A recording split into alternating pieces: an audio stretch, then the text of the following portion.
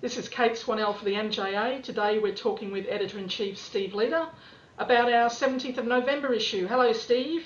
Fine, thanks, Kate. That's good. We talk quite a lot about rural health in this issue, don't we?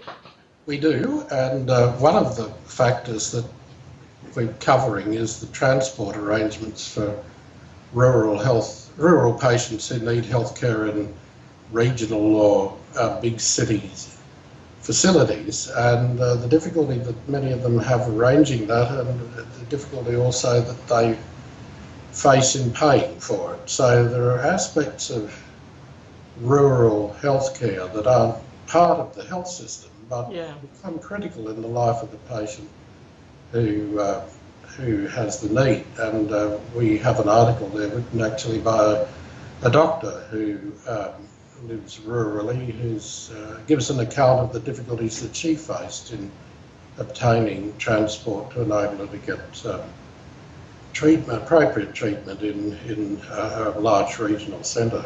But I think some relatively simple things like paying attention to the transport for patients coming from rural and remote places and accommodation for them if they require care at a large regional or big city centre, those are within our gift, and we should be thinking carefully as a society about how we can improve access. It's not that we don't do anything, it's just that the account given by many patients is that it's inadequate. Right. This issue also coincides more or less with the infamous Schoolies week, and we've got a couple of articles about what you'd call emerging adults, I suppose, and it's particularly topical with another death of a teenager from party drugs in Sydney in the last weekend or so. What do we have to say about Schoolies?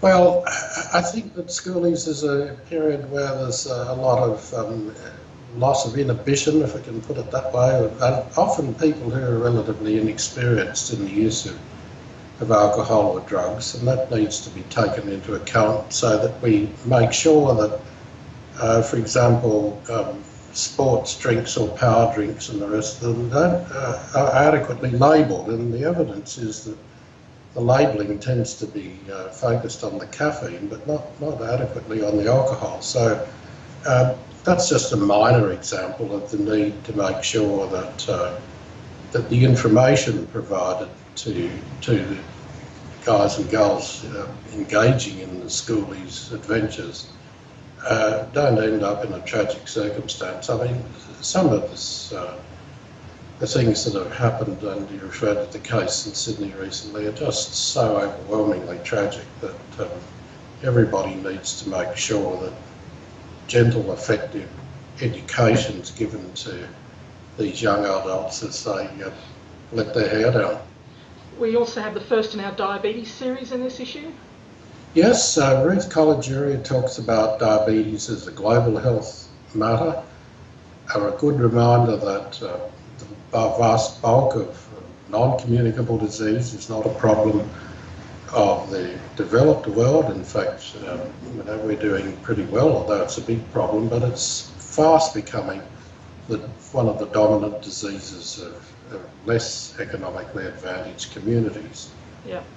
And there's a lot to be thought about and discussed and acted upon as professional advocates in the Australian society and community so that we take our place on the world stage. We commit ourselves to the battle against ISIL, and we somewhat tardily commit ourselves to the battle against Ebola. Well, there are certain responsibilities by virtue of our signing on to a mandate given by the United Nations to do things on a global scale about diseases such as diabetes. So Ruth's paper is a reminder of what we said we would do and a clear exposition of what we should do.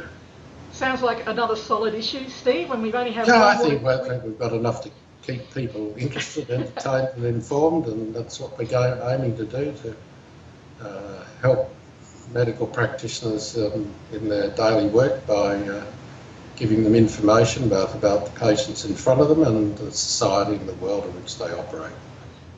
Thanks very much, Cate. Thanks, Steve. See Good. you.